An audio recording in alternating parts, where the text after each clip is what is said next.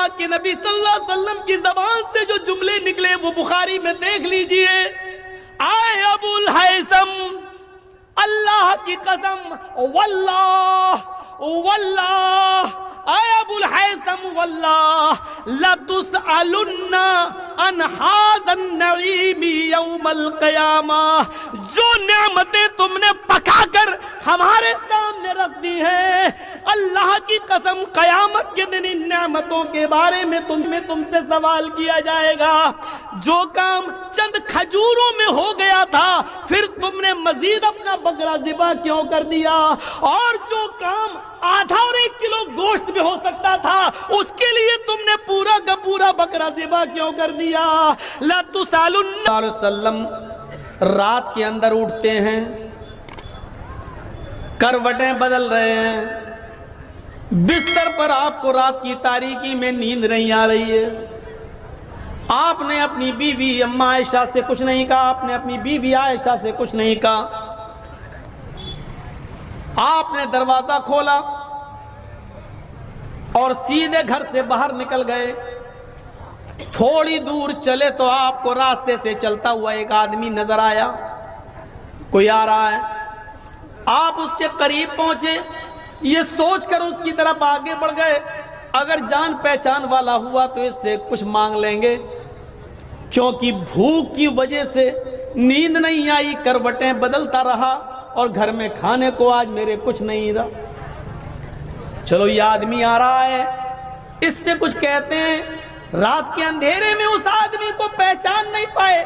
جب اللہ کے نبی اس کے قریب پہنچتے ہیں تو کیا دیکھتے ہیں کہ یہ آدمی کوئی اور نہیں ہے, یہ حضرت ابو بکر صدیق رضی اللہ تعالیٰ عنہ ہیں جو رات کی تاریکی میں باہر نکلے ہیں. حضرت ابو بکر صدیق نے نبی کو دیکھا اور اللہ کے نبی نے ابو بکر صدیق کو دیکھا. علیک سلیک ہوا, دعا سلام ہوا. اللہ کے نبی صلی اللہ علیہ وسلم نے پوچھا اے ابو بکر اتنی رات میں تم کیسے نکلے؟ تو حضرت ابو بکر صدیق کہتے ہیں کہ اللہ کے نبی, بخاری شریف کا یہ واقعہ, اے اللہ کے نبی, اے اللہ کے رسول, آپ سے کیا چھپاؤں؟ آج اگر جھوٹ بولیں گے تو کل اللہ تعالیٰ وحی نازل کر کے آپ کو بتا دے گا سچائی کیا ہے. حقیقت یہ ہے کہ گھر میں مجھے نیند نہیں آ رہی تھی اور بھوک کی وجہ سے میں گھر سے باہر نکل گیا کہ راستے میں کوئی مل جائے گا تو میں اس سے یا میرا چہرہ دیکھ کر وہ میری بھوک کا اندازہ لگا لے گا. اللہ کے نبی سے کہہ رہے کون؟ ابو بکر صدیق, اے اللہ کے رسول بھوک کی وجہ سے میں گھر سے باہر نکلا. اللہ کے نبی صلی اللہ علیہ وسلم نے کہا ہے ابو بکر اگر مجھ سے یہ امید رکھتے ہو کہ میں تمہارا چہرہ دیکھ کر اپنے گھر لے جاؤں گا اور تمہیں کھانا کھلا دوں گا تو یہ امید بالکل مت رکھنا, اس لیے کہ تمہارے نبی کو, تمہارے ساتھی کو, تمہارے اس خلیل کو, اس دوست کو, محمد رسول اللہ صلی اللہ علیہ وسلم کو بھی بھوک نے ہی گھر سے باہر نکالا ہے. جو حالت تمہاری ہے وہی حالت میری بھی ہے. جس بھوک کی وجہ سے تم گھر سے باہر نکلے ہو اسی بھوک کی وجہ سے میں بھی گھر سے باہر نکلا ہوں. اچھا, ابو بکر صدیق کی امیدوں پہ پانی پھر گیا. سب سے زیادہ سخی اور کھلانے پلانے والے تو اللہ کے نبی تھے. چلیے کوئی بات نہیں, چلیے تھوڑا آگے بڑھتے ہیں. ایک اور آدمی آتا ہوا نظر آیا, دونوں کی نظریں اس آدمی پر جم گئی. دونوں اشاروں میں باتیں کرنے لگے. اگر جان پہچان کا ہوا تو اسی سے کہیں گے کہ اپنے گھر لے چل. جب وہ آدمی قریب آتا ہے تو وہ کوئی اور نہیں تھا, وہ حضرت عمر فاروق رضی اللہ تعالیٰ عنہ تھے. علیک سلیک ہوا اور ان دونوں نے پوچھا ہے عمر اتنی رات میں اندھیرے میں اکیلے چلے آ رہے ہو, کیسے نکلنا ہوا, کہاں جانا؟ حضرت عمر فاروق بھی کہنے لگے اللہ کے رسول جھوٹ بولنے سے کوئی فائدہ نہیں, سچائی ہی ہے کہ آج گھر میں کھانے کو کچھ نہیں مل سکا ہے, بھوک کی وجہ سے ہم گھر سے باہر نکلے ہیں. سوچا تھا کہ راستے میں کوئی مل جائے گا تو شاید ہماری حالت دیکھ کر وہ اپنے گھر لے جائے گا. اللہ کے نبی نے کہا اے عمر تمہارے ساتھی ابو بکر کو بھی اسی بھوک نے گھر سے باہر نکالا اور تمہارے ساتھی محمد رسول اللہ کو بھی اسی بھوک نے گھر سے باہر نکالا اور تمہیں بھی بھوک نے گھر سے باہر نکالا. ہمارے پاس کچھ بھی نہیں ہے، اگر کسی ایک کے پاس ہوتا تو ضرور کھلاتے. چلو ایسا کرتے ہیں، اس رات میں مجھے ایک گھر معلوم ہے، آئیے اس گھر کی طرف چلتے ہیں. وہ گھر حضرت ابو الحیثم کا ہے، ابو الحیثم انصاری کا گھر ہے. چلیے ذرا ابو الحیثم کے گھر چلتے ہیں اور ان کے دروازے کو دستک دیتے ہیں. ان کے گھر میں اگر کھانے پینے کو کچھ ہوگا تو وہ ضرور کھلا دیں گے. یہ تینوں لوگ حضرت محمد رسول اللہ اور ابو بکر اور حضرت عمر، یہ تینوں لوگ ایک صحابی کے گھر جاتے ہیں. ان صحابی کا نام میں بتا چکا ہوں، ابو الحیثم انصاری. دروازے کو دستک دیتے ہیں، ان کے گھر کی کنڈی کھٹکھٹاتے ہیں، ان کے گھر کو دستک دیتے ہیں. ابو الحیثم دروازے پر آتے ہیں. اتنی رات میں کون آ سکتا ہے میرے گھر میں؟ آج تک تو رات کے اس اندھیرے میں تو کوئی آیا نہیں. ضرور کوئی ضرورت مندی ہوگا، کوئی پریشان حال ہوگا. چلیں چل کے دیکھتے ہیں. جیسی دروازہ کھولا تو کیا دیکھتے ہیں کہ دروازے پر اس کائنات کی سب سے بڑی ہستی کھڑی ہے، جناب محمد رسول اللہ صلی اللہ علیہ وسلم کھڑے ہیں. ابو بکر ہیں، حضرت عمر ہیں. مرحبا مرحبا، موسٹ ویلکم، آپ کا آنا مبارک ہو. اتنی رات میں اتنے اچھے مہمان اور وہ بھی ہمارے گھر میں، آئیے تشریف لائیے. اے اللہ کے نبی صلی اللہ علیہ وسلم باہر مت کھڑے رہیے، آپ اندر آئیے اور اپنے دونوں ساتھیوں کو لے کر اندر آ جاؤ. اتنی رات میں ایمانداری کے ساتھ بتائیے، ہمارے اور آپ کے گھر میں کوئی آ جائے تو کیسا لگے گا؟ ویسے آج کل تو کوئی آ ہی نہیں سکتا ہے، آئے گا تو فون آن کر کے آئے گا، موبائل آپ کو اطلاع کر کے ہی آئے گا، اچانک نہیں. وہاں تو موبائل کا زمانہ ہی نہیں ہے، ٹیلی فون کا زمانہ ہی نہیں ہے، اور اچانک پہنچ گئے اور پیشانی پہ شکن نہیں آ رہی میزبان کے. ابو الحیثم اتنے اچھے مہمان اتنی رات میں، وہ بھی ہمارے گھر، اندر آئیے. بخاری کے اندر یہ واقعہ، دروازہ کھولا، اندر آئیے. بتائیے، اندر جاتے ہیں، پانی لاتے ہیں، پیجئے. کیا بات ہوئی، کیسے آنا ہوا اللہ کے رسول اتنی رات میں؟ بتائیے. ہم بستر لگاتے ہیں، آپ آرام کریے، سوئیے. کہ نہیں. آیا ابو الحیثم، تکلف کی کوئی ضرورت نہیں ہے، بس اتنا بتا دو تمہارے گھر میں اگر رات کا بچہ کھچا کچھ ہو تو بتا دو. رات کی اس تاریکی میں مالا اور ابو بکر کو بھی اور ان کے ساتھی حضرت عمر کو بھی، ہم تینوں بھوک سے نڈالیں آئے ہیں اور یہ امید سے آئیں کہ تمہارے گھر میں رات کا کچھ بچا ہوا ہو تو دے دو. ہم اللہ سے خیر و برکت کی دعا کریں گے اور اللہ اسی میں برکت دے گا.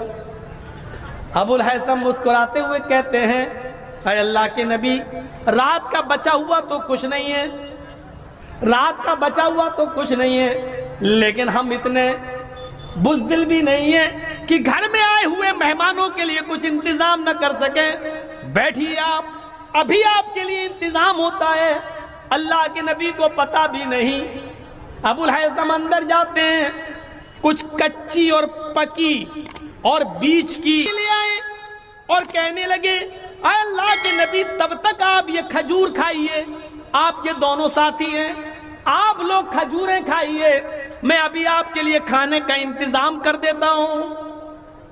اندر جاتے ہیں اور اپنی ایک بکری کا بچہ، جس کی عمر تقریباً 1 سال کی تھی، یعنی قربانی کے لائق ہو چکا تھا، تقریباً 1 سال کا بکری کا بچہ، بکری بھی تھی، اس کا بچہ 1 سال کا، اس بکری کے بچے کو انہوں نے پکڑا. ایک ہی آدمی عرب کے اندر آج بھی کافی ہوتا ہے پورے بکرے کو ذبح کرنے کے لیے. ابو الحیثم نے پورا کا پورا بکرا گرا لیا اور جلدی سے اس کو ذبح کر دیا، چھری چلا دی، فوراً اس کی کھال ادھیڑ دی اور گوشت اس کی بوٹیاں بنا کر جلدی سے چولہے پر رکھ دی. ابو الحیثم اور ان کی بیوی دونوں ایک کام یہ کر رہے ہیں، دوسری کام ان کی بیوی کر رہی ہے. اور فوراً جلدی سے جتنی جلدی ہو سکا کھانا بنا کر تیار کر دیا۔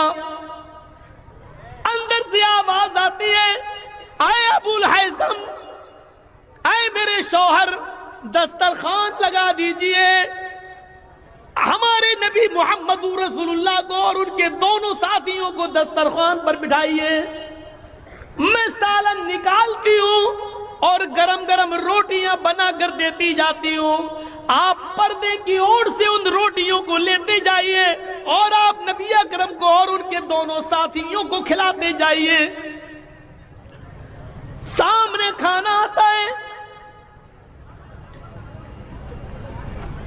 دیسی مرغا مانگ مانگ کے کھانے والوں، میزبان پر مصیبتیں بننے والوں، فون پر کہنے والوں کہ ہم آ رہے ہیں، دیسی مرغا کاٹ کے رکھنا، بنا کے رکھنا، چاہے وہ آپ ہوں یا ہم جیسے مولوی اپنے گریبانوں میں جھانک کر دیکھیں اس واقعے کی روشنی میں جو صحیح بخاری کے اندر درج ہے، اطلاع دیتے ہیں کہ آ رہے ہیں، دیسی مرغا کاٹ کے رکھنا، بنا کے رکھنا، آج تمہارے یہاں سے گزریں گے، کھا کے جائیں گے۔ مانگ مانگ کے بھی مہمانی ہوتی ہے، کہیں تمہارے باپ کا وہ نوکر ہے جو تمہارا حکم مانے گا، اس کی نہ مجبوری دیکھو، نہ کچھ دیکھو، نہ پریشانی دیکھو، یہاں بکرا موجود، کاٹ دیا، ذبح کر دیا، کھانا بن کے سامنے آ گیا، جیسے ہی گوشت اور روٹیاں سامنے آئیں، بھنا ہوا گوشت سامنے آیا، امام کائنات کی آنکھوں میں آنسو آ گئے، محمد رسول اللہ صلی اللہ علیہ وسلم کی آنکھوں میں آنسو آ گئے، رونے لگے۔ ابو الہیثم جب روٹیاں رکھنے آئے، نبی اکرم کے آنکھوں میں آنسو دیکھے، کہا اللہ کے نبی، آپ نے اور آپ کے ساتھی تو بھوکے تھے، ہم نے تو کھانے کا انتظام کیا ہے، جو میرے پاس میسر تھا ہم نے فوراً انتظام کر دیا ہے۔ اللہ کے نبی صلی اللہ علیہ وسلم کی زبان سے جو جملے نکلے وہ بخاری میں دیکھ لیجئے، اے ابو الہیثم، اللہ کی قسم، واللہ واللہ، اے ابو الہیثم واللہ، لَتُسْأَلُنَّ عَنْ هَذَا النَّعِيمِ يَوْمَ الْقِيَامَةِ، جو نعمتیں تم نے پکا کر ہمارے سامنے رکھ دی ہیں، اللہ کی قسم قیامت کے دن ان نعمتوں کے بارے میں تم سے سوال کیا جائے گا۔ جو کام چند کھجوروں میں ہو گیا تھا، پھر تم نے مزید اپنا بکرا ذبح کیوں کر دیا؟ اور جو کام آدھا اور 1 کلو گوشت بھی ہو سکتا تھا، اس کے لیے تم نے پورا کا پورا بکرا ذبح کیوں کر دیا؟ لَتُسْأَلُنَّ عَنْ هَذَا النَّعِيمِ يَوْمَ الْقِيَامَةِ، اے ابو الہیثم، کل قیامت کے دن تم سے ان نعمتوں کے بارے میں پوچھا جائے گا، سوال کیا جائے گا۔ صرف 100 باراتیوں کی جگہ 500 لے جانا صرف یہی فضول خرچی نہیں ہے، شادیوں میں پٹاخے اور بندوق کی گولیاں چلا لینا ہی فضول خرچی نہیں ہے، طرح طرح کے آئٹم بنا کر آدھا کھلایا جائے اور آدھا پھینک دیا جائے، یہی فضول خرچی نہیں ہے، بیڑی اور سگریٹ کھا کر اور تھوک دیا جائے پان کھا کر، صرف یہی فضول خرچی نہیں ہے، فضول خرچی میں یہ چیز بھی شامل ہے۔ سنو، اس نے مہمان نوازی کی تھی، جناب محمد رسول اللہ کی حیثیت کے مطابق مہمان نوازی کی تھی، لیکن نبی اکرم نے ان کو بھی یہ کہہ دیا، یہی وہ نعمتیں جو تم نے میرے سامنے پیش کی، اے ابو الہیثم، کل قیامت کے دن تم سے ان نعمتوں کے بارے میں سوال کیا جائے گا۔ کیسے لگ رہے ہیں اس واقعے کی روشنی میں ہم اور آپ؟ اب آپ کے ذہن میں سوال ہوگا، کیا کسی کو اچھا سے اچھا کھلانا بھی برا ہے؟ نہیں۔ پھر میں کہوں گا کہ اگر آپ کے گھر میں مہمان آیا ہوا ہے اور آپ جانتے ہیں 2 مہمان ہے، مزید آدھا کلو گوشت میں کام چل جائے گا، تو پھر آپ آدھا کلو بکرا لائیں، آدھا کلو مچھلی لائیں، آدھا کلو پنیر لائیں، آدھا کلو دیسی لائیں، آدھا کلو، آپ اپنی بڑائی دکھا، دیکھو میں نے اتنے آئٹم آپ کے لیے بنا کے رکھ دیے۔ یہ فضول خرچی ہے جو جائز نہیں ہے، جو اس پر سوال ہو، حساب و کتاب ہو۔ اچھے کام پر بھی زیادہ خرچ کرنے سے منع کیا ہے۔ چلیے اب تو مدرسے والے سوچ رہے ہوں گے تو مولانا کہہ رہا زیادہ خرچ کرنا، تو مدرسے میں جو 100 دے رہے ہوں گے وہ بھی نہیں دیں گے بیچارے، وہ کہیں گے ہم کیوں زیادہ خرچ کریں گے۔ میں نے سب کا سب منع کیا ہے۔ آپ کے پاس صرف پوری دولت ہی 100 روپے ہے تو آپ ساری کی ساری 100 روپے نہیں دے سکتے ہیں۔ ابھی وہ بھی واقعات آئیں گے آپ کے سامنے، بتائیں گے۔ جب بتا رہے ہیں تو مکمل ہی بتا کر چھوڑیں گے، آپ کو بیچ میں پیاسا نہیں چھوڑیں گے۔ اب 100 روپے آپ کے پاس 100 ہی مدرسے کو دے دی، آپ کی پوری پونجی 100، اب کیا کرو گے؟ شام کو کھانا کہاں سے آئے گا بیوی بچوں کے لیے؟ اللہ دے گا۔ پھر تو وہی حساب ہو گیا صوفیوں کی طرح، اللہ دے گا۔ بیٹھ گئے ایک جگہ پہ، اللہ اللہ اللہ، شام کو کھانا کہاں سے؟ اللہ دے گا، اللہ اللہ اللہ۔ ایسے لوگوں کو تو میں نے کہا تھا حرام خور ہیں یہ لوگ، یہ جہاں ملے آپ کو ان کو الٹی چھری سے کاٹو، 1000 جوتے مارو اور ایک گنو۔ یہ قوم کے اوپر بوجھ بنے بیٹھے ہیں، بوجھ۔ ایسی لوگوں کے لیے تو ہم نے کہا تھا ہفتے میں ایک دن جمعے کا دن ہے جو سب سے مبارک دن، عید و بقرعید سے بھی زیادہ جس دن کی اہمیت، لیکن اللہ تعالیٰ نے اس پورے دن کو بھی عبادت کا دن نہیں بتایا ہے۔ کیا کہا؟ فَإِذَا قُضِيَتِ الصَّلَاةُ فَانتَشِرُوا فِي الْأَرْضِ، جب جمعے کی نماز پڑھ لی اور جمعے کی نماز مکمل ہو گئی تو اب مسجد میں کیوں بیٹھے ہو؟ ہٹو یہاں سے، نکلو یہاں سے، جاؤ کہاں؟ فَانتَشِرُوا فِي الْأَرْضِ، زمین کے اندر پھیل جاؤ۔ کیوں؟ وَابْتَغُوا مِن فَضْلِ اللَّهِ، اللہ نے جو رزق اتارا ہے، جو روزی اتاری ہے، اس کو تلاش کرو، اپنے بیوی بچوں کے لیے محنت کرو، مزدوری کرو اور ان کو کھلاؤ پلاؤ۔ یعنی لوگوں کے حرام ٹکڑوں پہ مت پلو، ان کے اوپر بوجھ مت بنو، بلکہ اپنی بیوی اور بچوں کے لیے کماؤ۔ اللہ کا حق ادا ہو گیا، اب مسجد میں مت بیٹھو، اب بندوں کا حق ادا کرنے کے لیے باہر نکلو اور محنت کرو، مزدوری کرو۔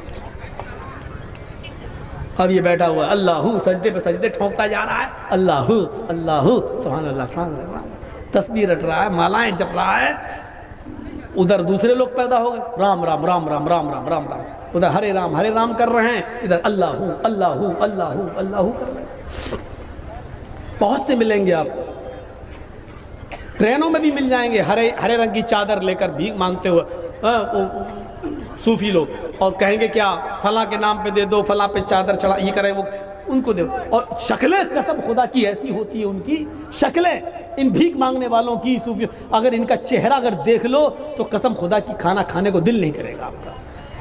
منہ میں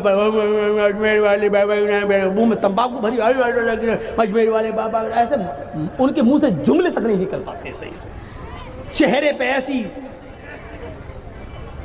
آپ دیکھ کے دنگ رہ جائیں گے ان کے چہرے دیکھ۔ ابو الہیثم انصاری کے اس واقعے کو سامنے رکھیے۔ اس کے بعد اللہ کے نبی صلی اللہ علیہ وسلم نے ایک روٹی اٹھائی اور اس روٹی کے اوپر 2 بوٹیاں رکھی۔ ایک روٹی اٹھائی، اب سنو، دیسی مرغا یا مٹن سامنے آ جائے تو بھوک دگنی، اپنے گھر پہ جتنا کھاتے ہو اس سے ڈبل کھانے والوں سنو۔ اس پوزیشن میں اللہ کے نبی نے صرف ایک روٹی اٹھائی، روٹی کا سائز اللہ کی قسم ہمیں نہیں معلوم کتنا ہے۔ بخاری کی حدیث میں صرف خبز کا لفظ آیا ہے، خبز النکرہ، ایک روٹی اٹھائی۔ روٹیاں چھوٹی بھی بنتی ہیں اور بڑی بھی بنتی ہیں، آپ لوگوں کے علاقے میں چھوٹی روٹی بنتی ہے، ہمارے ویسٹ یو پی کی طرف آ جاؤ، مغربی یو پی میں تو بڑے سائز کی روٹیاں بنائی جاتی ہیں۔ ہمیں سائز نہیں معلوم کہ وہ کتنی بڑی روٹی تھی، ہمیں نہیں معلوم، نہ حدیث کی کتابوں میں اس روٹی کا سائز ہے۔ چھوٹی بھی ہو سکتی ہے، بڑی بھی ہو سکتی ہے، لیکن نقدے کا لفظ یہ بتلا رہا ہے کہ ایک روٹی اللہ کے نبی نے اٹھائی اور اس روٹی کے اوپر گوشت کی 2 بوٹیاں رکھی اور کہا، اے ابو الہیثم، اس ایک روٹی کو جس پہ میں نے 2 بوٹیاں رکھی ہیں یہ لے جاؤ اور میری بیٹی فاطمہ کو دے آؤ۔ آج 15 دن ہو گئے ہیں، 2 ہفتہ ہو گیا ہے، میرے گھر میں چولہا نہیں جلا ہے، میری بیٹی فاطمہ کو کھانا نصیب نہیں ہوا ہے۔ ابو الہیثم، اللہ کے نبی جب یہ بات کہہ رہے تھے تو ان کی بیوی دروازے پہ کھڑی تھی، اشارے سے بلاتی ہے اے ابو الہیثم اندر آؤ۔ انہوں نے ایک برتن تیار کر دیا اور اس برتن کے اندر گوشت بھر دیا اور کئی روٹیاں اس برتن میں رکھ دی۔ دوسرے برتن کا کیا ہوگا؟ لے کے جانا ہی ہے تو کچھ زیادہ لے جاؤ تاکہ وہ پیٹ بھر کے کھا لے، اور اس کے گھر میں جو ہو ایک دو لوگ تو وہ بھی پیٹ بھر کے کھا لیں۔ ابو الہیثم جب وہ برتن لے کے نکلے تو اللہ کے نبی نے دروازے سے ان کو طلب کر لیا، ادھر آؤ، میں نے تو ایک روٹی اور 2 بوٹی دی تھی، پورے برتن کو کھول کے دکھاؤ اس میں کیا ہے۔ کھول کے دیکھا تو اس میں سالن بھرا تھا، روٹیاں ایک نہیں کئی روٹیاں تھیں۔ تو اللہ کے نبی نے فرمایا اے ابو الہیثم تمہاری دوسری غلطی یہ ہے کہ تم میری بیٹی کی عادت خراب کرنے کے لیے، میری بیٹی کی عادت کو بگاڑنے کے لیے اتنا کھانا لے جا رہے ہو۔ اگر وہ آج پیٹ بھر کے کھانا کھا لے گی تو پھر وہ اللہ کو یاد نہیں کر سکے گی، اللہ کا ذکر نہیں کر سکے گی۔ کھانے کے لیے اتنی ضرورت ہے جتنے میں انسان زندہ رہے اور اپنے رب کا شکر ادا کرتا رہے۔ نہیں اے ابو الہیثم یہ غلطی مت کرو، جتنا میں نے دیا اتنا ہی لے کر جاؤ۔ پھر آپ نے وہ سارا کا سارا کھانا واپس لے لیا۔ اے ابو الہیثم اس علاقے کے بہت سے غریب لوگ آج بھی بھوکے سو رہے ہوں گے، میری بیٹی سے زیادہ ضرورت مند وہ لوگ ہیں، یہ روٹیاں ان میں پہنچا دو اور یہ سالن ان میں پہنچا دو۔ جب تم نے پورا بکرا ہی ذبح کر دیا تو اپنے گھر کے ساتھ ساتھ غریبوں کا بھی خیال رکھو اور ان کو بھی پہنچاؤ، اور میری بیٹی کو اتنا ہی دو جتنی اس کی ضرورت ہے۔ اب کیسے لگ رہے ہیں؟ مجھے تو معلوم ہے تقریر میری بس جب تک ہو رہی ہے تب تک کے لیے آپ سوچنے پہ مجبور ہیں، لیکن کل آپ جہاں جائیں گے، آج ہی جن کے مہمانی میں آئے ہوں گے تو کل صبح اس کے ہاں بھر پیٹ ناشتہ ہی کر کے جائیں گے، بھوکے پیٹ نہیں جائیں گے۔ معلوم ہے وہ بھی بھوکا پیٹ نہیں جانے دے گا بیچارہ، کیونکہ کل اس کے علاقے میں بھی جلسہ ہونا ہے، ادھر آپ بھی تو جاؤ گے، ادھر وہ بھی تو، پھر ادھر آپ پینے سے میں منع نہیں کر رہا ہوں، کھلانے اور پلانے سے بھی منع نہیں کر رہا ہوں۔ مہمان نوازی تو بڑی اچھی چیز ہے، خوش نصیب ہے وہ انسان جس کے گھر میں مہمان آتے ہیں، اس کے گھر میں برکتوں کے دروازے کھل جاتے ہیں، کوئی شک نہیں ہے، لیکن ہر چیز پہ فضول خرچی یہ غلط چیز ہے، چاہے وہ جائز کام ہو یا ناجائز کام۔ آئیے ایک اور واقعے کی طرف چلتے ہیں۔ حضرت کعب ابن مالک یہ ان صحابیوں میں سے تھے جو غزوہ تبوک میں شرکت نہیں کر سکے تھے، اور جنہوں نے اللہ کے نبی کو صحیح بات بتا دی تھی کہ ہم سستی کر گئے اور اپنی غلطی کی وجہ سے جنگ میں شرکت نہیں کر سکے، جس کے بعد اللہ کے نبی نے ان کا بائیکاٹ کر دیا تھا، لوگوں کو منع کر دیا تھا۔ سنیے جو بات ہم بتانے جا رہے ہیں وہ اب سنیے۔ اللہ کے نبی نے لوگوں کو کہہ دیا تھا کہ کوئی بھی آدمی کعب ابن مالک سے سلام نہ کرے۔ کعب ابن مالک کا فیصلہ اللہ رب العالمین کرے گا، اللہ کی طرف سے جب ان کی توبہ قبول ہو جائے گی اور اللہ تعالیٰ جب بتا دے گا کہ ان کی توبہ قبول کر لی گئی ہے تب ان سے کے لیے راستہ کھولا جائے گا، ابھی کوئی ان سے سلام کلام نہیں کرے گا۔ اب لوگ ان سے سلام نہیں کرتے تھے، یہی جب مسجد میں نماز پڑھنے آتے تو سلام کرتے۔ صحابہ کرام نے اللہ کے نبی سے پوچھا اے اللہ کے نبی ہم تو سلام نہیں کرتے کعب ابن مالک سے، لیکن کعب ابن مالک جب ہمیں ملتے تو وہ سلام کر لیتے، تو کیا میں ان کے سلام کا جواب بھی نہ دوں؟ تو اللہ کے نبی نے فرمایا تم ان سے سلام نہ کرو، لیکن اگر وہ سلام کر لیں تو اس کا جواب دے دو۔ 8-10 दिन गुजर गए। कुछ दिनों के बाद अल्लाह के नबी ने एक और हुक्म आयत कर दिया, आए काब, आज के बाद तुम मस्जिद में नमाज नहीं पढ़ सकते हो। साहबा चले गई, ये सोचने लगे मेरा घोड़ा तो बहुत अच्छा है, तंदुरुस्त है, अरे हम तो सुबह पहुंच जाएंगे, ये लोग जा रहे जाने दो, हम तो देर में निकलेंगे, सुबह पहुंच जाएंगे, इनके साथ पहुंच जाएंगे।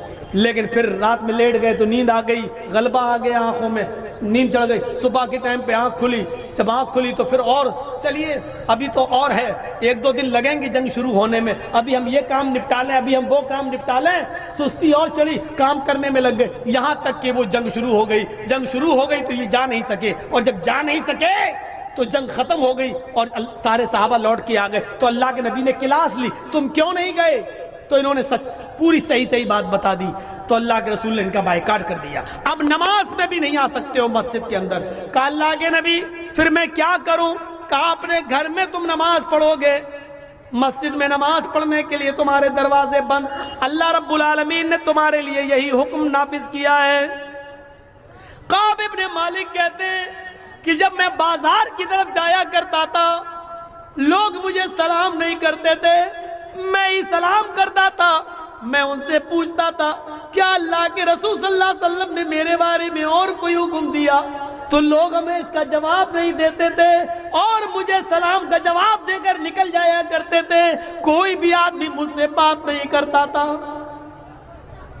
इस हाल में कई दिन गुजर गए। काब इब्ने मालिक कहते हैं मैं काफी बुजुर्ग हो चुका था, यहां पर एक हुक्म और नाफिज होता है। आए काब इब्ने मालिक, 1 महीना जब गुजर गया तो हुक्म नाफिज होता है, आए काब इब्ने मालिक आप अपनी बीवी से दूर हो जाएं। ये हुक्म नाफिज हो रहा है आपको, एक और सजा दी जा रही है आपको, आज के बाद आप अपनी बीवी से मिल नहीं सकते। काब इब्ने मालिक ने कहा आए अल्लाह के नबी, बीवी से मिल नहीं सकते इसका मतलब क्या है? क्या मैं उसको तलाक दे दूं? अल्लाह के नबी ने कहा नहीं, तलाक नहीं, तलाक देने के लिए हुक्म नहीं दिया जा रहा है, आप उनसे दूर रहेंगे, उनसे बीवी वाली खिदमत नहीं ले सकते, यानी अपनी बीवी से मुजामियत सोहबत नहीं कर सकते, उसके साथ हम बिस्तरी करने से रोका जा रहा है। काब इब्ने मालिक कहते हैं मेरी बीवी एक जगह तो जंग में मैं जा नहीं सका, यहां हम बिस्तरी से भी रोक दिया गया, कहीं मेरे ऊपर शहावत का गलबा हो गया और मुझे तुम्हारी जरूरत पड़ गई तो नबी अकरम की ये भी नाफरमानी मैं न कर बैठूं और तुमसे हम बिस्तरी न कर लूं, इसलिए बेहतर है कि तुम अपने मायके चली जाओ, न तुम यहाँ रहोगी न मेरा दिल तुम्हारी तरफ मायल होगा। अपनी बीवी को वो अपने ससुराल उसके मायके भेज देते हैं। इस हाल में 50 दिन गुजर जाते हैं। काब इब्ने मालिक उसी जगह बैठे रहते हैं और नमाज पढ़ते हैं, बाजार जा नहीं रहे हैं, इसलिए कि लोग उनसे बात ही नहीं करते, हर दिन इंतजार कर रहे हैं शायद मेरे लिए अल्लाह की तरफ से कोई हुक्म नाफिज हो जाए। कभी सोचते कि मैं खुदकुशी कर लूं, मुझे इस दुनिया में जीने का हक नहीं है, या अल्लाह मैंने कितना गलत काम कर दिया, एक जंग में हम नहीं जा सके और मुझे इतनी मुसीबतों से गुजरना पड़ा। सारी मुसीबतें बर्दाश्त करते गए, सब कुछ गवारा करते गए। जब 50 दिन मुकम्मल गुजर गए, फजर की नमाज मस्जिद में हो रही थी और काब इब्ने मालिक अपने घर पे नमाज पढ़ रहे थे। नमाज पढ़ने के बाद अपने घर की छत पे चले गए काब इब्ने मालिक और सुबह की ठंडी ठंडी हवा में बैठ जाते हैं और फिजा का मुआयना करने लगते हैं।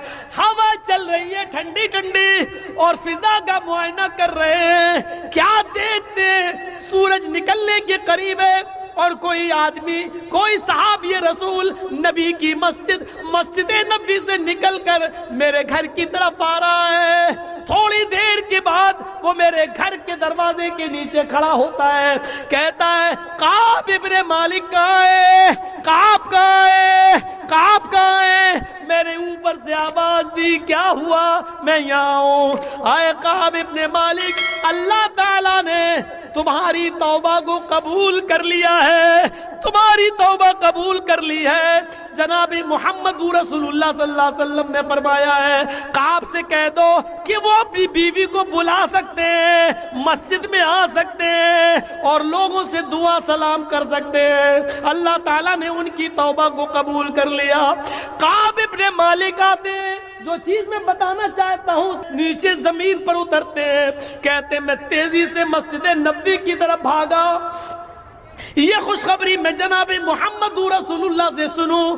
جیسے ہی میں مسجد نبوی میں جاتا ہوں، صحابہ کرام میرا سواگت کر رہے ہیں، انہوں نے مجھے راستہ دے دیا، سب میری طرف دوڑ پڑے۔ اے کعب ابن مالک مبارک ہو، اللہ نے تمہاری توبہ قبول کر لی۔ اور میں ایک ہی بات کہتا جا رہا ہوں، مجھے یہ بات اللہ کے رسول سے سننی ہے۔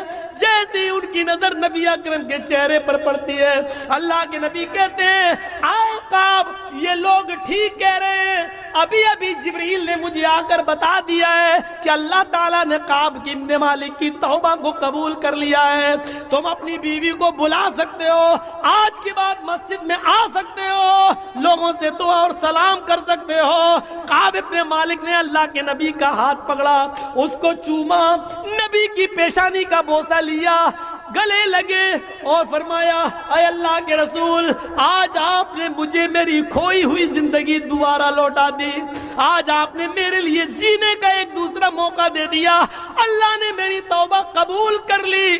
اب اس خوشی کا تقاضا یہ ہے کہ میرے پاس جتنے مکان ہیں، میرے پاس جتنے گھر ہیں، میرے پاس جتنی زمین ہے، میرے پاس جتنے باغات ہیں، اے اللہ کے رسول آپ گواہ رہنا، وہ ساری کی ساری زمین، ساری پراپرٹی، سارے باغات، سارے مکان میں صدقہ کر رہا ہوں، میں اللہ کے راستے میں دے رہا ہوں۔ اس خوشی کا تقاضا یہ ہے کہ میں سب کچھ اللہ کی راہ میں لٹا دوں۔ آپ نے کعب ابن مالک کا ہاتھ پکڑا، آئے کعب تم ایسا نہیں کر سکتے ہو، تم اپنی پوری کی پوری پراپرٹی اللہ کی راہ میں نہیں دے سکتے ہو، اپنے سارے باغات تم اللہ کی راہ میں نہیں لٹا سکتے ہو، اپنے سارا مال، ساری دولت تم اللہ کی راہ میں نہیں دے سکتے ہو، تمہارے لیے جائز نہیں ہے۔ نہیں، جتنا دینا چاہو اتنا دے دو، ایک حصہ دے دو، دو حصہ دے دو، لیکن تم سارا کا سارا دے رہے ہو، خود سڑک پہ آنا چاہ رہے ہو، یہ تمہارے لیے صحیح نہیں ہے۔ آپ نے کعب ابن مالک کو سارا کا سارا مال خرچ کرنے سے روک دیا اور کیا کہا کہ تم اللہ کی راہ میں بھی نہیں دے سکتے ہو، فضول خرچی اللہ کی راہ میں بھی جائز نہیں ہے۔ آئے اپنی بیٹیوں کی شادی میں اور بیٹوں کی شادی میں بے تحاشا مال و دولت کو لٹانے والوں،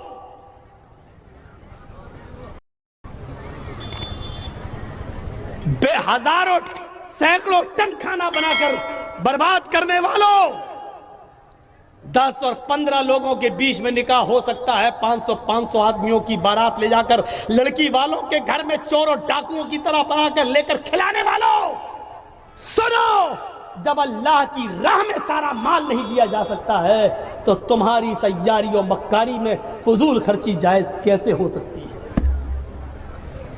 یہاں کیسے جائز ہو سکتی ہے؟ کبھی ہم نے غور کیا ہے؟ سوچا ہے ہم نے؟ اس بات کا احساس نہیں ہوتا ہے۔ اتنی سی بات اگر ہم سوچ لیں کہ جب اللہ کعب ابن مالک کتنا اچھا کام کر رہے تھے، اللہ کے رسول آج تو مجھے ایک نئی زندگی مل گئی، اتنا اچھا موقع ہے ہمارے لیے، جب اللہ نے میری توبہ قبول کر لی تو میری خوشی میں چاہتا ہوں کہ سب کچھ دے دوں، لیکن اللہ کے رسول نے کہا نہیں، دیکھیے وہ کہہ رہے ہیں میں سب کچھ اللہ کی راہ میں دے دوں، اور اللہ کے نبی کیا کہہ رہے ہیں؟ نہیں تم ایسا نہیں کر سکتے۔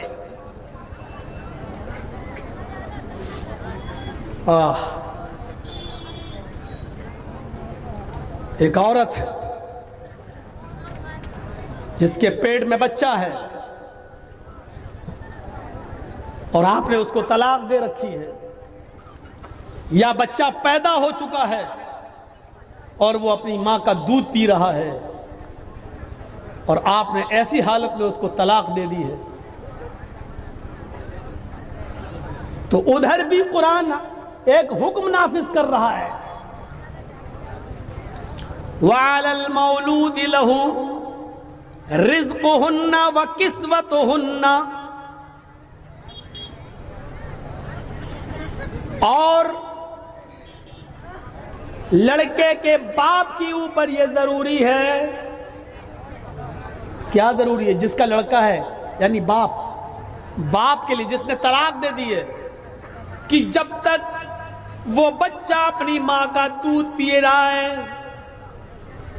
رزقہن وکسوتہن بالمعروف، اس عورت کا رزق یعنی اس عورت کا کھانا پانی اور اس کا کپڑا یہ باپ کی ذمہ داری ہے، یہ مرد کی ذمہ داری ہے کہ وہ اس عورت کو دے گا جس کے پاس بچہ ہے. اور اگر وہ دودھ پلا رہی ہے تو دودھ پلانے کا خرچہ بھی دے گا. طلاق ہو گئی، عدت 3 مہینے گزر گئی، لیکن چونکہ ابھی وہ بچے کو دودھ پلا رہی ہے اور بچہ ماں کا دودھ پی رہا ہے، تو اس پر بھی قرآن کیا کہہ رہا ہے؟ رزقہن وکسوتہن بالمعروف. اس بچے کے باپ کے اوپر یہ ذمہ داری عائد ہوتی ہے کہ جب تک وہ عورت جس کو طلاق دے دی ہے 3 مہینے گزر جانے کے بعد بھی وہ تمہارے بچے کو جب دودھ پلا رہی ہے، تو جب تک وہ تمہارے بچے کو دودھ پلا رہی ہے اس کی روزی روٹی، اس کے کھانے پینے کا خرچ اور اس کا کپڑا لتے کی ذمہ داری لڑکے کے باپ کے اوپر عائد ہے. لیکن اس میں بھی ایک شرط لگا دی، بالمعروف، معروف طریقے سے. سماج میں کھانے پینے کا جو چلن چل رہا ہے اور پہننے کا لباس کا جو چلن چل رہا ہے، اس طور طریقے پر اگر عورت یہ چاہے کہ ہم بریانی کا خرچہ مانگیں اور سماج کے اندر دال چاول کھانے کا رواج ہے تو آپ کو دال چاول کا خرچہ دینا ہے، سماج کے حساب سے چلنا ہے. اس عورت کے لیے آپ بریانی کا انتظام نہیں کریں گے، اس کو چکن اور مٹن نہیں، بالمعروف کہہ کر یہ بتا دیا کہ اس اچھے کام کے اندر بھی تمہیں فضول خرچی نہیں کرنا ہے. تمہارے سماج میں اگر 150 اور 200 روپے کی ساڑی عام طور پہ عورتیں پہنتی ہیں تو تم 1000 کا سوٹ نہیں دو گے، وہی 150 اور 200 کی ساڑی اس عورت کو پہناؤ گے. اس میں فضول خرچی نہیں کر سکتے ہو. او لوگو، لڑکا میرا ہے، وہ میرے بچے کی ماں ہے. آج ہم نے طلاق دے دی ہے، وہ بچہ میرے پاس آنا ہے، اس کی ماں الگ ہوگی، وہ بچہ تو میرا مانا جائے گا. لیکن ہم چاہیں کہ اس بچے کی پرورش میں زیادہ سے زیادہ خرچ کر دیں اور اس کی ماں کو بجائے دال چاول کے بریانی کھلائیں، مرغ و مسلم کھلائیں. قرآن کہتا ہے یہ فضول خرچی ہے. تمہیں اپنے سماج کے طور طریقے پر چلنا ہوگا، تمہیں اپنے معاشرے کے اور سماج کے راستے پہ چلنا ہوگا. دستور کے مطابق وہاں جو کھانے پینے کا چلن ہے وہی کھلانا اور وہی پہنانا ہوگا. تم حد سے آگے اس معاملے میں نہیں بڑھ سکتے ہو. یہاں پر بھی دیکھ لیجیے اللہ رب العالمین نے ایک قانون، ایک نیم بنا دیا کہ ادھر بھی فضول خرچی تم نہیں کر سکتے ہو.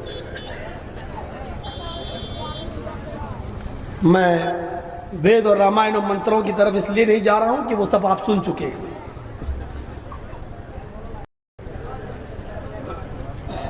تاریخی تقریر، اتہاسک تقریریں ہو چکی ہیں. میں سمجھتا ہوں کہ اس کی ضرورت نہیں ہے. آج کی طرح قرآن کی آیتیں تو شاید میں کسی جلسے میں پڑھی بھی نہیں ہے. صرف قرآن کی آیتیں بھی لے کے چل رہا ہوں. ابھی آپ رکیے، ابھی دیکھتے جائیے. کعب ابن مالک نے سب خرچ کرنا چاہا، وہاں روک دیا. یہاں اللہ تعالیٰ نے دستور کے مطابق عورت کو کپڑا اور کھانا دینے کا حکم دیا، ادھر بھی فضول خرچی سے روکا. آئیے ایک واقعہ اور اس کے بعد ہم دوسری طرف آتے ہیں. ایک واقعہ اور. حضرت سعد ابن ابی وقاص بیمار ہو گئے. بخاری اٹھائیے، حضرت سعد ابن ابی وقاص بیمار ہوئے. اللہ کے رسول کو پتا چلا کہ حضرت سعد کی طبیعت خراب ہو گئی. اللہ کے رسول ان کی عیادت کے لیے ان کے گھر گئے. اس واقعے سے تو آنکھیں پھٹی کی پھٹی رہ جائیں گی. اللہ کے نبی جب ان کی عیادت کے لیے گئے تو حضرت سعد نے حضرت محمد الرسول اللہ کا ہاتھ پکڑ لیا اور کہنے لگے، جملے دیکھیے، اے اللہ کے رسول میری بات کو ذرا غور سے سننا، اب مجھے کئی بیماریاں لاحق ہو گئی ہیں، نہیں لگتا کہ میں اس بیماری میں بچوں گا۔ خیر موت و زندگی تو اللہ کے ہاتھ میں ہے، جو آیا ہے اس کو ایک دن جانا ہے۔ اللہ کے نبی کہتے ہیں سعد تم جو کچھ بھی بول رہے ہو اس میں کچھ بھی جھوٹ نہیں ہے، جو آیا ہے اس کو جانا ہے۔ تم کہہ رہے ہو کہ اس بیماری میں اب مجھے بچنے کی امید کم ہے، تو امیدیں دنیا لگاتی ہے، شفا دینے والا اللہ ہے، جب وہ تمہیں شفا دینا چاہے گا تو شفا دے دے گا، اور جب اپنے پاس بلانا چاہے گا تو ہماری دعائیں بھی تمہارے کوئی کام نہ آئیں گی۔ اے سعد تم کچھ اور بات کرنا چاہتے ہو تو بتاؤ۔ ہاں اے اللہ کے نبی موت و زندگی کا تو کوئی بھروسہ نہیں، لیکن آج مجھے ایک بات کہنی ہے۔ اے اللہ کے نبی میری ایک بیٹی ہے، بس صرف میری ایک بیٹی ہے، میں اس کی شادی سے فارغ ہو چکا ہوں، وہ بھی پرائے گھر کی ہو چکی ہے، وہ بھی شوہر والی ہے، اس کے بھی بچے ہیں، وہ اپنے سسرال جا چکی ہے، وہ اپنے شوہر کے پاس خوش ہے۔ اے اللہ کے رسول میرے پاس میرا ایک یہ مکان ہے، ایک اور مکان ہے، میرے پاس 2-3 باغات بھی ہیں، میرے پاس اس کے علاوہ بھی کوئی ملکیت ہے۔ میں چاہتا ہوں کہ میری بیٹی کا تو نکاح ہو گیا ہے، اب تو کوئی ہے نہیں، اس لیے میں چاہتا ہوں کہ انتقال سے پہلے میں سارا کا سارا اپنے گھر اور اپنے مکان اور اپنی ملکیت اور اپنی پراپرٹی زمین و جائیداد اللہ کے نام پہ خرچ کر دوں، فی سبیل اللہ لٹا دوں، سب صدقہ کر دوں۔ اے اللہ کے نبی کیسا رہے گا؟ اگر یہ صحیح ہے تو میں آپ کو دے دیتا ہوں، آپ اس کو دینی کام میں جہاں لگانا چاہیں لگا دیں۔ اللہ کے نبی فرماتے ہیں ایسا تم ایسا ہرگز نہیں کر سکتے۔ بخاری کے الفاظ پر غور کرنا، ایسا تم ایسا ہرگز نہیں کر سکتے۔ کہا اللہ کے نبی میں چاہتا ہوں کہ اپنی زندگی میں کچھ نہ کچھ صدقہ کر لوں، کیا میں سارا کا سارا نہیں دے سکتا؟ اللہ کے نبی فرماتے ہیں نہیں، ایسا تم سارا کا سارا نہیں دے سکتے۔ تو کہا ٹھیک ہے اے اللہ کے نبی تو میں اپنے گھر مکان ملکیت زمین و جائیداد کے 3 حصے کر لیتا ہوں۔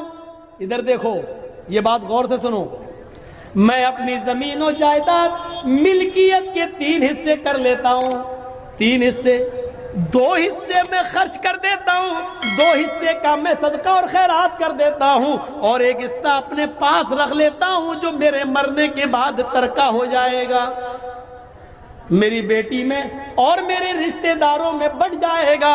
اللہ کے نبی کہتے ہیں اے سعد تم ایسا بھی نہیں کر سکتے ہو، اپنی ملکیت، اپنی پراپرٹی، اپنی زمین و جائیداد کا 2/3 یعنی 3 حصوں میں سے 2 حصے بھی خرچ نہیں کر سکتے ہو۔ کہا اللہ کے رسول ٹھیک ہے، اگر 2/3 2/3 بھی خرچ نہیں کر سکتا ہوں تو ایسا کرتا ہوں کہ میں اپنی ملکیت کو آدھا کر دیتا ہوں، آدھی ملکیت اللہ کی راہ میں خرچ کر دیتا ہوں اور آدھی ملکیت اپنے پاس رکھ لیتا ہوں، وہ میرے مرنے کے بعد میری بیٹی اور میرے رشتہ داروں میں ترکے کے طور پہ کام آ جائے گی۔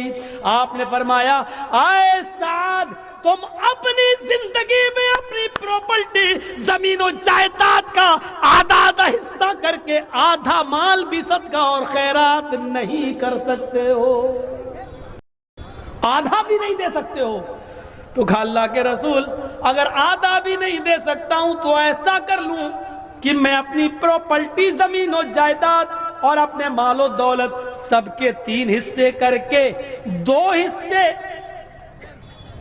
ایک حصہ میں اپنے پاس رکھ لوں، ایک حصہ میں خرچ کر دوں، 2 حصے میں اپنے پاس رکھ لوں، ایک حصہ میں خرچ کر دوں، یعنی 1/3 3 حصے کر کے، ابھی تو کہہ رہے تھے کہ 2 خرچ کر دوں 1 روک لوں، اب کہہ رہے ہیں 3 حصے میں سے 2 خرچ کر دوں اور ایک خرچ کر دوں اور دو روک لوں، ایک خرچ کر دوں، تو اللہ کے نبی کیا کہتے ہیں؟ اے سعد ابن ابی وقاص، ہاں اپنی پراپرٹی زمین و جائیداد کا 1/3 جس کا تم حق رکھتے ہو، 1/3 1/3 جس کا تم حق رکھتے ہو، اس کی وصیت جس کو چاہو کر سکتے ہو، جس کو دینا چاہو دے سکتے ہو، لیکن 2 حصے تمہارے انتقال کے بعد تمہارے رشتہ داروں میں ترکے کے طور پہ تقسیم ہوں گے۔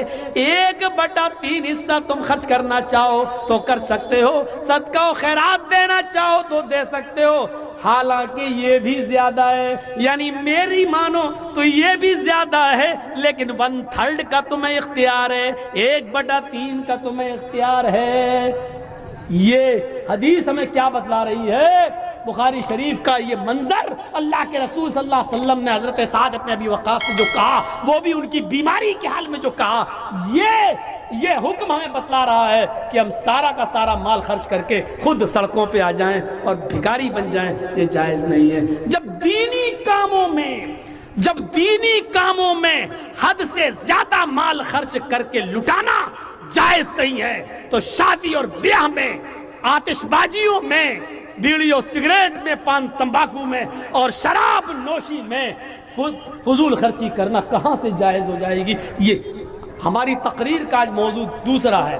ہم فضول خرچی یہ نہیں کہہ رہے ہیں کہ حرام ہے، ہم فضول خرچی یہ نہیں کہہ رہے ہیں ناجائز ہے، ہم یہ بتا رہے ہیں جب فضول خرچی دینی کام میں جائز نہیں ہے تو غیر دینی کاموں میں جائز کہاں سے ہو جائے گی؟ جب ادھر نہیں کر سکتے ہو تو ادھر کیسے کر سکتے ہو؟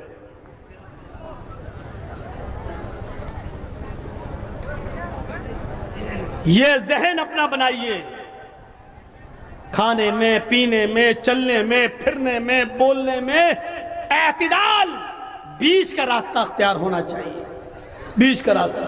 ارے عبادت میں فضول خرچی جائز نہیں ہے، عبادت میں اللہ کے نبی صلی اللہ علیہ وسلم نے بتا دیا، حدیثوں کی کتابیں پڑھ جائیے، جب وضو بنانے بیٹھو تو کتنے پانی سے وضو بنا سکتے ہو، غسل کرنے بیٹھو تو کتنے پانی سے غسل کر سکتے ہو، اللہ کے رسول غسل میں کتنا پانی استعمال کرتے تھے، سب یہ چھوٹی چھوٹی حدیث کی کتاب بلوغ المرام میں آپ کو مل جائے گا پورا کا پورا طریقہ۔ آپ کتنے پانی سے وضو بنا لیتے تھے، آپ کو پورا کا پورا طریقہ مل جائے گا۔ لیجئے 2 مد پانی سے آپ وضو بنا لیتے تھے، 2 مد کتنا ہوتا معلوم ہے آپ کو؟ 4 مد کا 1 سا، 4 مد کا 1 سا، 1 سا کتنا ہوتا ہے؟ پونے 3 سیر، یعنی 2.5 کلو، 2.5 کلو، 4 مد کا 1 سا یعنی 2.5 کلو کا 1 سا، اور اللہ کے رسول 4 مد نہیں 2 مد یعنی 2.5 کلو سے آدھا کر دو کتنا ہوا؟ 1.25 لیٹر پانی سے وضو بنا لیتے تھے، اور پھر آپ کہتے تھے پانی بچاؤ، پانی میں فضول خرچی مت کرو۔ اب آپ اندازہ لگائیے، جب نماز کے لیے وضو شرط ہے اور وضو میں بھی 1.25 کلو پانی سے زیادہ اللہ کے رسول خرچ نہیں کر رہے ہیں، جب 1.25 کلو پانی سے، تو ہمیں بیڑی، سگریٹ، شراب اور پان تمباکو میں پیسہ خرچ کرنے کی اجازت کون سی شریعت دیتی ہے؟ کون سا سماج دیتا ہے؟ کون سی سوسائٹی دیتی ہے؟ شادی میں 15، 20 اور 50 آدمی سے زیادہ 200 آدمیوں کی بارات کون سی شریعت ہمیں اجازت دیتی ہے؟ مہمانوں کے لیے بکرے، قورمے، مچھلی، فرائی اور شاہی پنیر اور سبزی کے آئٹم الگ 20 قسم کے آئٹم بنانے کی کون سی شریعت اجازت دیتی ہے؟ کہاں سے ہم نے لیا ہے یہ سب؟ جب وضو کے اندر پانی کو زیادہ خرچ نہیں کیا جا سکتا، ایک شادی، اوفو کتنی بار سنا ہوگا یہ واقعہ۔ اللہ کے رسول صلی اللہ علیہ وسلم کے پاس، نبی اکرم کے پاس ایک عورت آتی ہے، ایک عورت، کتنی بار یہ واقعہ سنا ہوگا، اور آ کر کہتی ہے اللہ کے رسول میں اپنے آپ کو ہبا کر رہی ہوں، میں اپنے نفس کی مالک آپ کو بنا رہی ہوں، میں آپ سے نکاح کرنا چاہتی ہوں۔ اللہ کے رسول نے اس کو ایک نظر دیکھا، اور نظر دیکھنے کے بعد آپ نے نظر نیچی کر لی اور فرمایا اے عورت، اب مجھے عورتوں میں کوئی رغبت نہ رہی، اب مجھے کسی عورت کی ضرورت نہیں، یعنی اب مجھے شادی کی کوئی ضرورت اور حاجت نہیں۔ وہ عورت وہی بیٹھ گئی کہ شاید ابھی اللہ کے رسول ہمارے لیے کوئی فیصلہ کریں گے۔ وہی ایک صحابی بیٹھے تھے، کہا اللہ کے رسول اگر آپ نہیں کرنا چاہتے ہیں تو میں نکاح کا خواہش مند ہوں، میرے ساتھ نکاح کر دیجئے۔ اوئے ہوئے، ذرا دیکھیے تو صحیح، اللہ کے نبی صلی اللہ علیہ وسلم فرماتے ہیں تم نکاح کرنا چاہتے ہو؟ کہاں؟ اس عورت سے پوچھا کہ یہ چاہتے ہیں، تو کہا اللہ کے رسول اگر آپ نہیں کرنا چاہتے تو ان کے ساتھ کر دیجئے۔ تو آپ نے اس صحابی کو اپنے قریب بلایا، بخاری کے الفاظ دیکھیے، آپ نے فرمایا کیا آپ اپنی بیوی کو مہر میں کچھ دے سکتے ہو؟